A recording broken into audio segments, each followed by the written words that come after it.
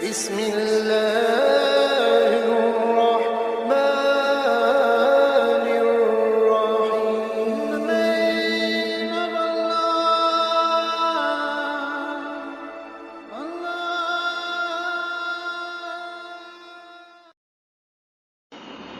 نحمده ونصلي على رسوله الكريم. اما بعد،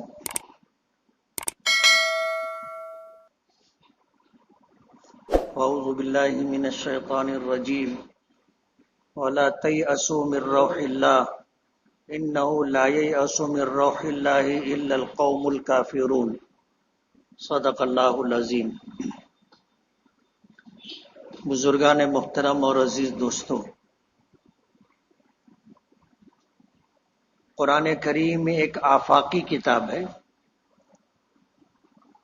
روئے زمین پر جتنے مذاہب پائے جاتے ہیں ان کے پاس اپنے مذہب کے تئیں جو بھی دستاویزات ہیں، کتابیں ہیں، ان میں قرآن کریم ہی ایک ایسی کتاب ہے جو اللہ کا کلام. حتیٰ کہ آسمانی کتاب میں توریت ہے، انجیل ہے، زبور ہے.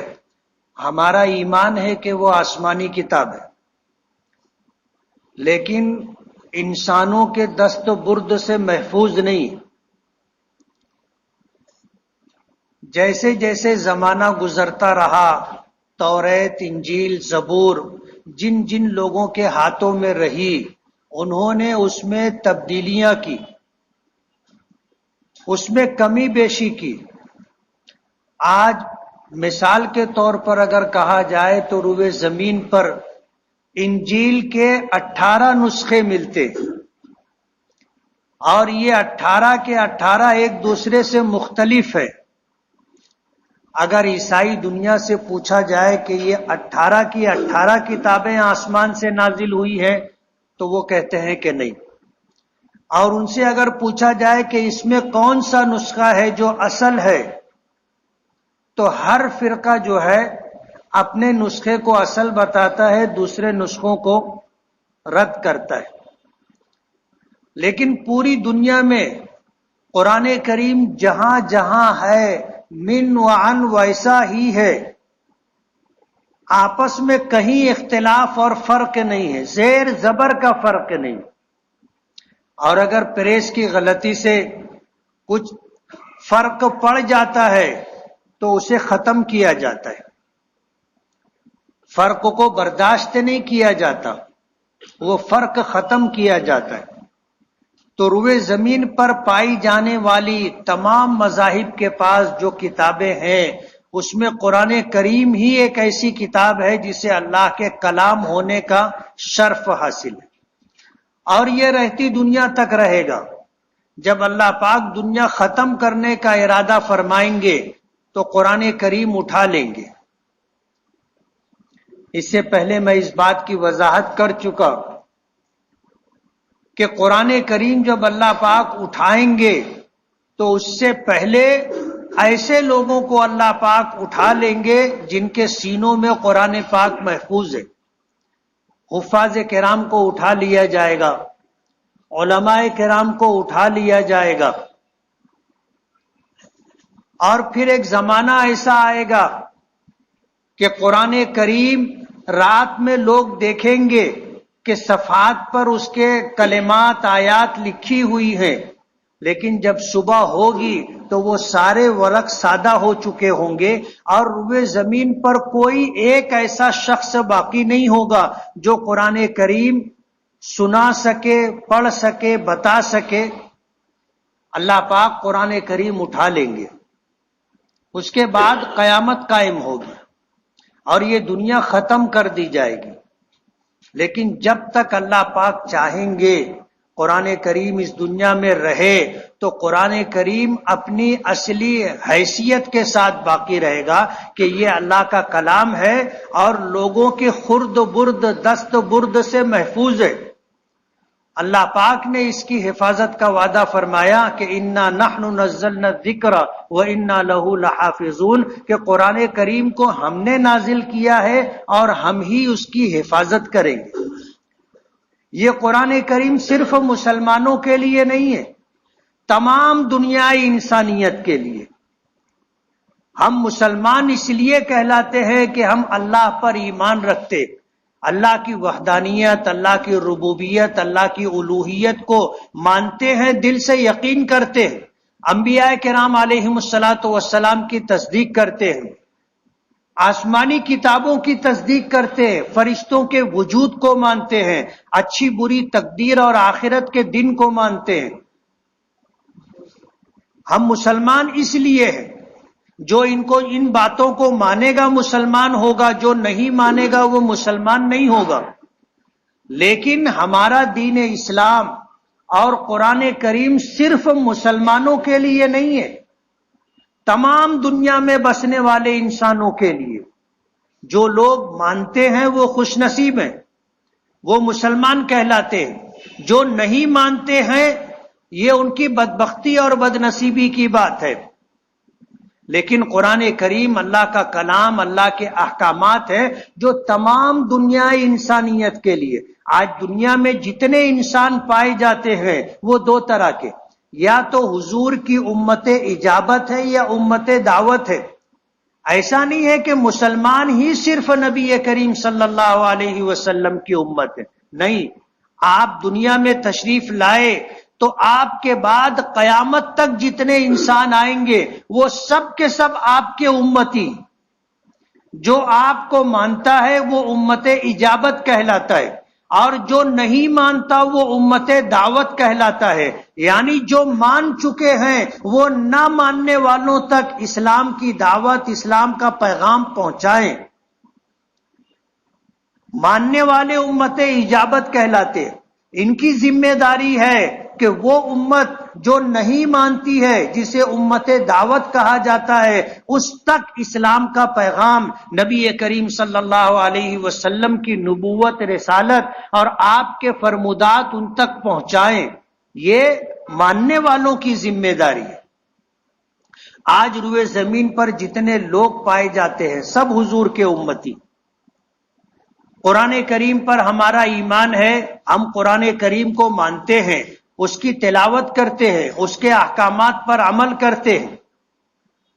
لیکن یہ قرآن کریم صرف ہمارے لیے نازل کیا گیا ایسا نہیں ہے، یہ پوری دنیا انسانیت کے لیے۔ اس کی ایک آیت کے ٹکڑے کی میں نے تلاوت کی ہے، وَلَا تَيْأَسُوا مِن رَوْحِ اللَّهِ، اللہ کی رحمت سے مایوس نہ ہو۔ اور پھر اللہ پاک نے فرمایا اِنَّهُ لَا يَيْأَسُ مِن رَوْحِ اللَّهِ إِلَّا الْقَوْمُ الْكَافِرُونَ، اللہ کی رحمت سے وہ مایوس ہوتے ہیں جو اللہ پر ایمان نہیں رکھتے، اللہ کی ربوبیت، الوہیت اور وحدانیت کے منکر ہیں، وہ کافر ہیں، وہ اللہ کی رحمت سے مایوس ہوتے۔ آج جن حالات سے امت مسلمہ گزر رہی ہے ان میں سر فہرست فلسطینی مسلمان، اور تقریباً 2 عشرہ مکمل ہو رہا ہے، 19واں 20واں دن ہے جنگ کا۔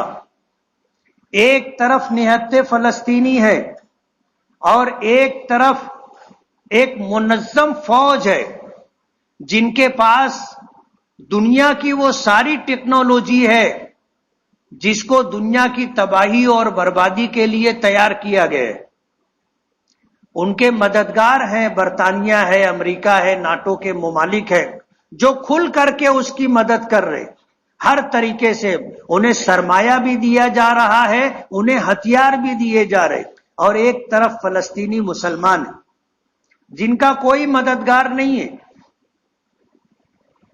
57 اسلامی ملک ہے، کسی میں یہ ہمت نہیں ہے کہ مالی مدد کرے، ان کو ہتھیار فراہم کرے، یہ تو بہت دور کی بات ہے، زبانی طور پر بھی ان کی حمایت اور ہمدردی میں کھل کر کہنے کی ہمت نہیں ہے۔ اللہ کے رسول صلی اللہ علیہ وسلم کی پیشن گوئی ہے جو اس سے پہلے میں بتا چکا۔ حضور کی پیشن گوئیوں میں سے ایک یہ بھی ہے کہ آپ نے فرمایا تھا کہ ایک وقت آئے گا غیر تم پر غالب آئیں گے، تمہاری حیثیت ایسی ہوگی جیسے سیلابی پانی کے اوپر تنکے اور جھاگ کی حیثیت ہوتی ہے۔ حضرت عائشہ رضی اللہ تعالی عنہا نے پوچھا تھا کہ اللہ کے رسول، کیا ہم لوگ اس وقت تعداد میں کم ہوں گے؟ حضور نے فرمایا کہ نہیں، تم تعداد میں زیادہ ہوگے، کم نہیں ہوگے، لیکن ہوگا یہ کہ تم بزدل ہوگے، تمہارے دلوں میں موت کا خوف ہوگا، مرنے کا ڈر ہوگا، جس کی وجہ سے دنیا تم پر غالب رہے گی۔ آج حالات ایسے ہی ہیں، 57 کے 57 اسلامی ملک کو ڈر رہے ہیں، خوف میں ہے کہ ہم اگر فلسطین کی حمایت میں کھل کر کے آئیں گے تو ہمارے لیے بھی فلسطینیوں جیسی تباہی و بربادی مقدر ہوگی۔ آج کوئی بھی کھل کر کے نہیں آ رہا ہے، لیکن میں نے پچھلے ہفتے جو بات عرض کی تھی کہ جو قوم مرنے سے نہیں ڈرتی، اللہ کی مدد اس کے ساتھ ہوتی۔ یہ تو حضور کی پیشن گوئی ہے کہ ایک وقت آئے گا یہودیوں کی سلطنت اور حکومت قائم ہوگی، اور یہ حضور کی پیشن گوئی کا ایک حصہ ہے۔ اور حضور کی پیشن گوئی میں یہ بھی ہے کہ پھر ان کی تباہی و بربادی ہوگی، اور ایسی تباہی و بربادی ہوگی کہ وہ صفحہ ہستی سے مٹ جائیں گے۔ یہودی بھی اس بات کو مانتے ہیں، لیکن خدا کا ایک نظام ہے جو اس دنیا میں جاری و ساری ہے، کوئی اسے روک نہیں سکتا۔ جو چیز مقدر ہے من جانب اللہ وہ ہو کر کے رہے گی، اسے کوئی ہونے سے روک نہیں سکتا۔ فلسطینی بھی اس بات کو سمجھ رہے ہیں، اور یہ وہ لوگ ہیں جو موت سے نہیں ڈرتے، موت سے نہیں ڈرتے۔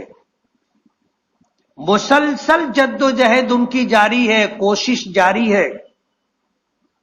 یہ یہودی اور اسرائیلی روزانہ مسلمانوں کو، فلسطینی مسلمانوں کو، بچوں کو، عورتوں کو، بوڑھوں کو شہید کرتے رہتے، اور پوری دنیا خاموش تماشائی ہے۔ کوئی ان پر قدغن لگانے کے لیے، ان کے خلاف ریزولوشن پاس کرنے کے لیے، اور ان کو ظالم اور ان کو غاصب کہنے کے لیے تیار نہیں۔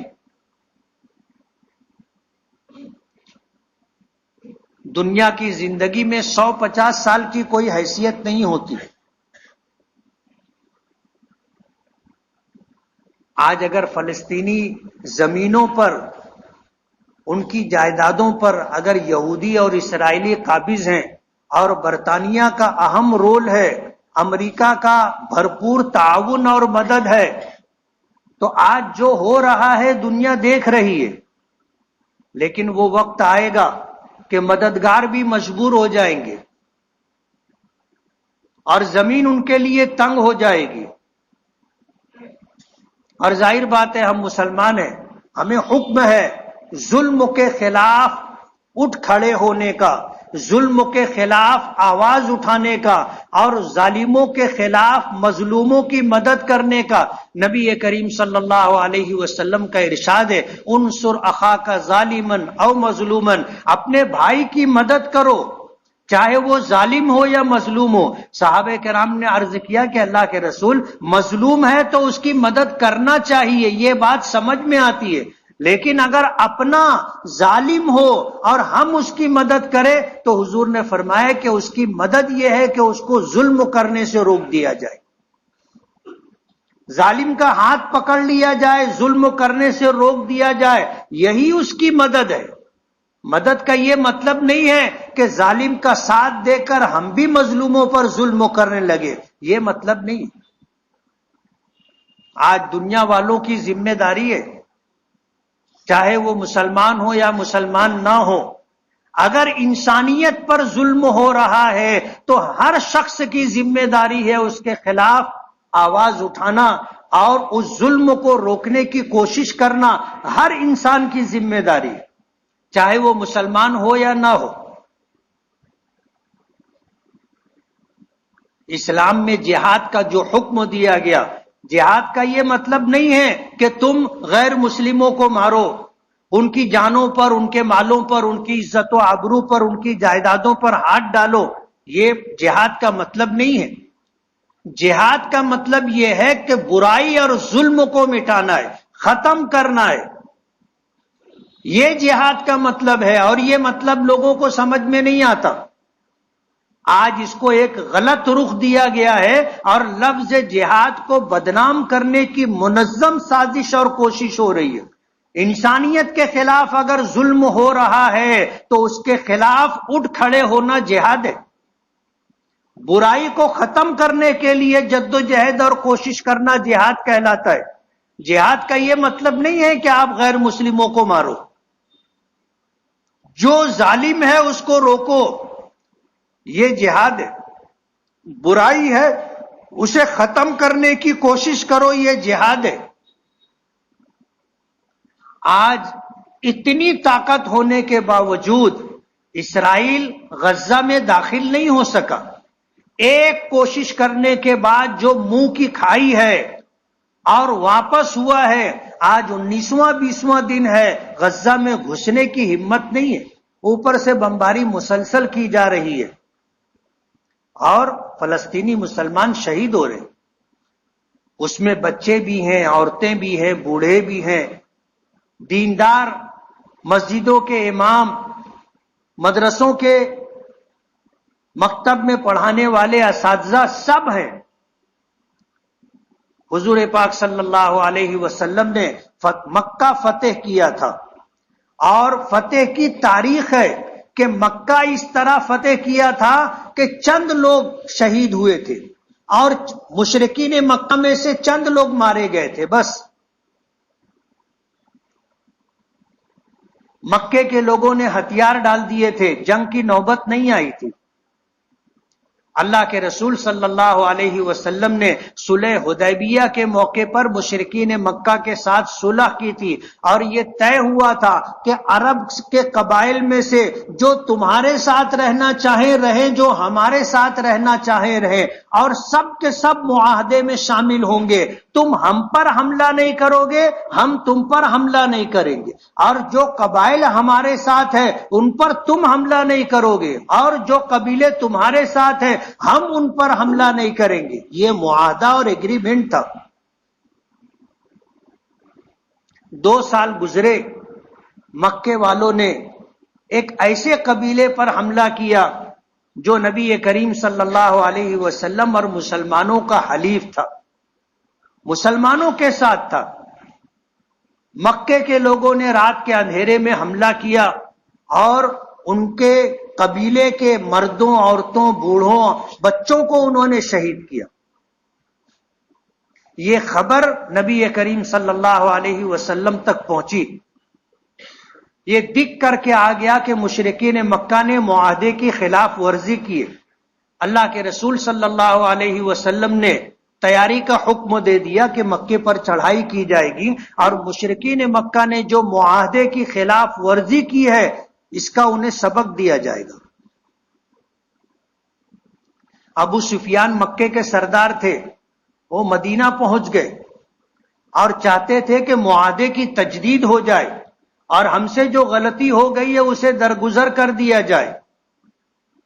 مکہ پہنچ گئے، سب سے پہلے اپنی بیٹی ام حبیبہ رضی اللہ تعالی عنہا، جو مسلمان ہو کر کے حضور کے نکاح میں تھی اور مسلمانوں کی ماں بن چکی تھی، اپنی بیٹی کے گھر پہنچے، اور پہنچنے کے بعد ایک ٹاٹ بچھا ہوا تھا، اس پر بیٹھنے لگے تو بیٹی نے روک دیا اور ٹاٹ لپیٹ کر اٹھا کر رکھ دیا اور کہا کہ بیٹھو۔ تو ابو سفیان کہنے لگے کہ مجھے یہ بتا بیٹی کہ یہ ٹاٹ میرے قابل نہیں تھا کہ میں ٹاٹ پر بیٹھوں، یا میں ٹاٹ کے قابل نہیں تھا۔ تو ام حبیبہ رضی اللہ تعالی عنہا نے اپنے باپ کو جواب دیا تھا جو مکے کے سردار تھے کہ یہ میرے آقا کا بستر ہے اور تم مشرک ہو، تمہارے جیسا ناپاک آدمی اس پاک بستر کے قابل نہیں ہے، اس لیے میں نے بستر لپیٹ کر کنارے کر دیا۔ تو ابو سفیان کہنے لگے کہ بیٹی تم مجھ سے جدا ہونے کے بعد بہت بدل گئی. پھر اپنے آنے کا مقصد ذکر کیا کہ حضور سے سفارش کر دو کہ ہم سے غلطی ہو گئی ہے، اس سے درگزر کر کے معاہدے کی تجدید کر دی جائے. ام حبیبہ رضی اللہ تعالی عنہا نے جواب دیا کہ یہ مردوں کے کام ہے اور ہم مردوں کے کام میں دخل انداز نہیں ہوتی. وہاں سے وہ حضرت فاطمہ رضی اللہ تعالی عنہا کے پاس آئے اور حضرت فاطمہ سے گزارش کی کہ آپ اپنے والد گرامی سے ہماری سفارش کر کے معاہدے کی تجدید کروا دے. انہوں نے بھی جواب دیا کہ یہ مردوں کے کام ہے، ہم عورتیں مردوں کے کام میں دخل نہیں دیتی ہیں. تو وہ حضرت حسن اور حسین سے کہنے لگے، جو بچے تھے، تو حضرت فاطمہ نے منع کر دیا کہ یہ بچے ہیں، ان کو ان جیسے کاموں میں مت ڈالو. ابو سفیان نے اور بھی کوشش کی، لیکن اللہ کے رسول صلی اللہ علیہ وسلم نے فیصلہ کر لیا تھا کہ اب ہمیں مکے والوں کو سبق سکھانا ہے. اس لیے کسی نے سفارش نہیں کی. ابو سفیان کو منہ کی کھانی پڑی اور واپس آنا پڑا نامراد. اللہ کے رسول صلی اللہ علیہ وسلم نے مکے کی طرف رخ کیا اور مکے کے قریب پہنچ کر کے 10,000 کا لشکر آپ کے ساتھ تھا.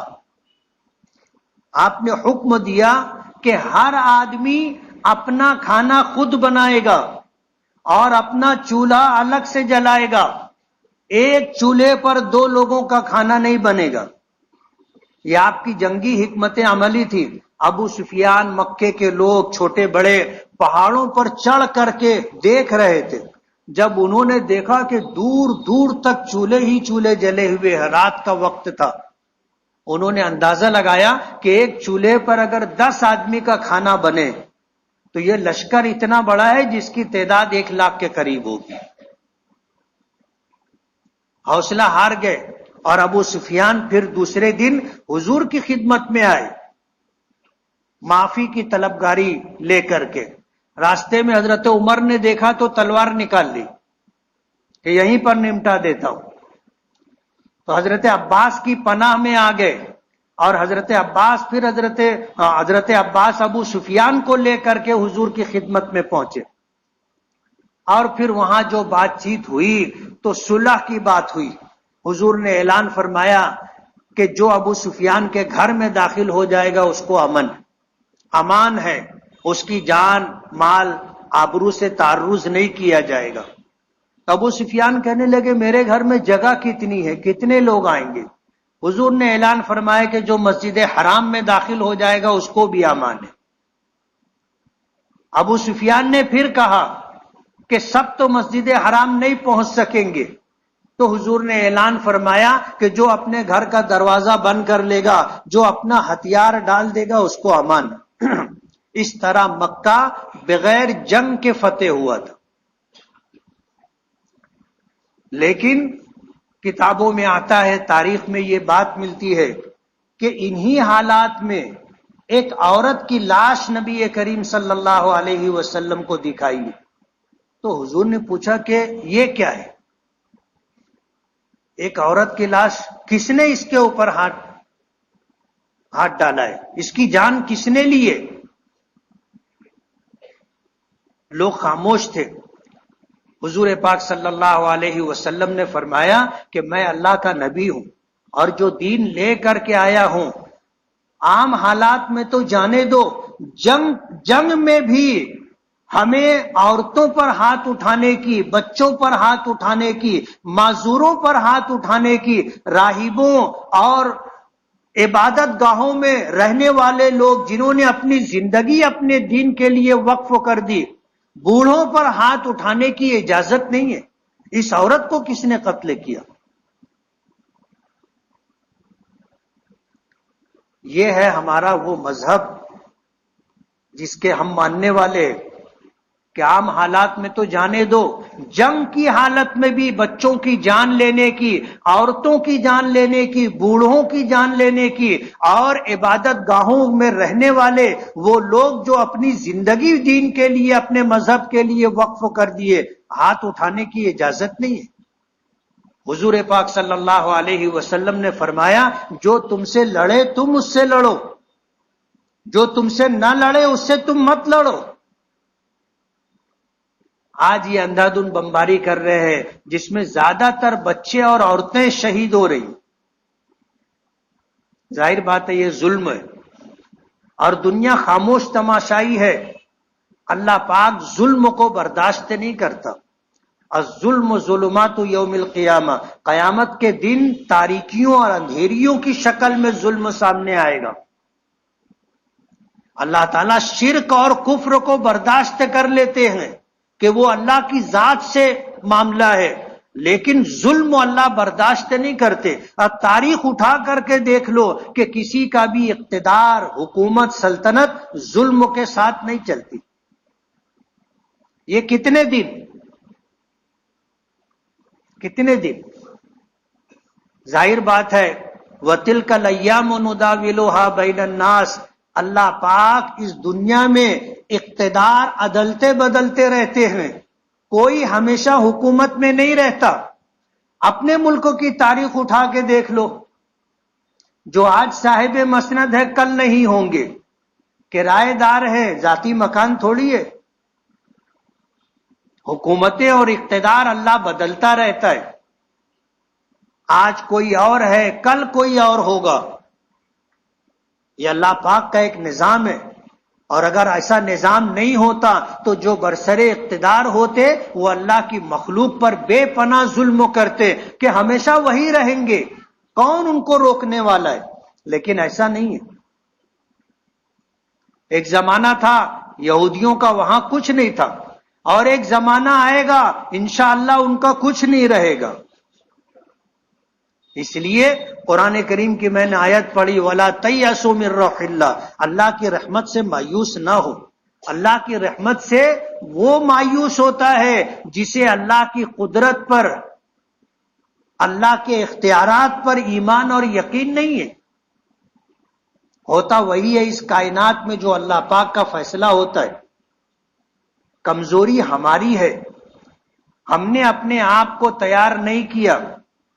قرآن کریم میں اللہ پاک کا حکم ہے کہ ہر زمانے میں جس طرح کی ضرورت ہے طاقت کی، اتنی طاقت آپ کے پاس ہونی چاہیے۔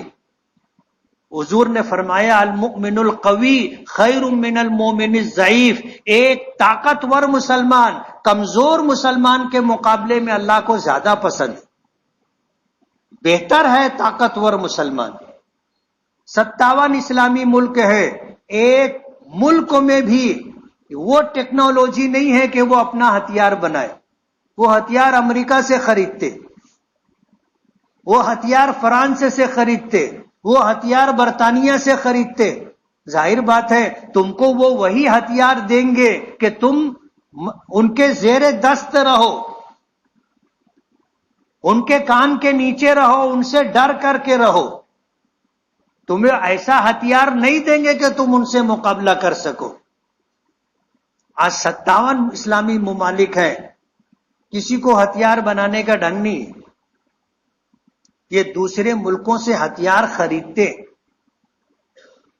اور بین الاقوامی طور پر مسلمانوں کو اسی طرح بے دست پا بنائے رکھنے کی سازش ہے، پروگرام ہے۔ اور سارے 57 کے 57 اسلامی ملک مالی اعتبار سے کمزور ہیں ایسا نہیں، مال بہت ہے، لیکن مال جہاں خرچ کرنا چاہیے وہاں نہیں خرچ کر رہے۔ تو ظاہر بات ہے کہ جب اللہ کے حکم کی خلاف ورزی ہوگی تو سزا تو ملنا ہی ملنا ہے۔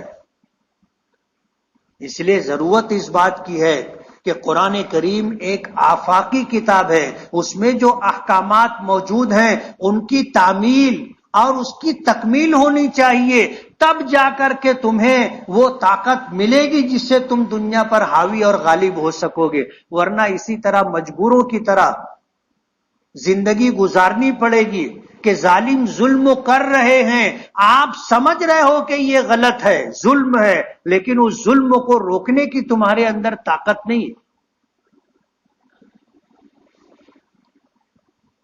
ہمارے حالات تو کچھ اور ہیں، اور ہمیں کیا کرنا ہے پچھلے ہفتے میں نے بتایا کہ ہمیں اسرائیلی مصنوعات اور ان کے جتنے مددگار ممالک ہیں ان کے مصنوعات کی ہمیشہ کے لیے بائیکاٹ کرنا ہے، اور ہمیشہ مظلوم فلسطینیوں کے لیے اور پوری دنیا میں جہاں کہیں لوگ مظلوم ہیں ان کے حق میں دعا کرتے رہنا چاہیے. یہ ہماری ذمہ داری ہے.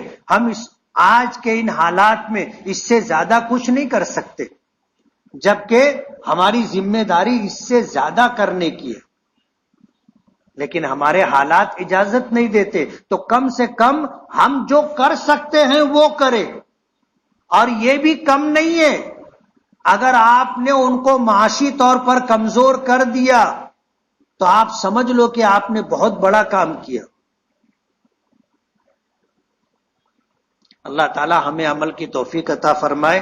وآخر دعوانا ان الحمدللہ رب العالمین. جن ساتھیوں نے سنت نہ پڑھی وہ سنت پڑھ لیں.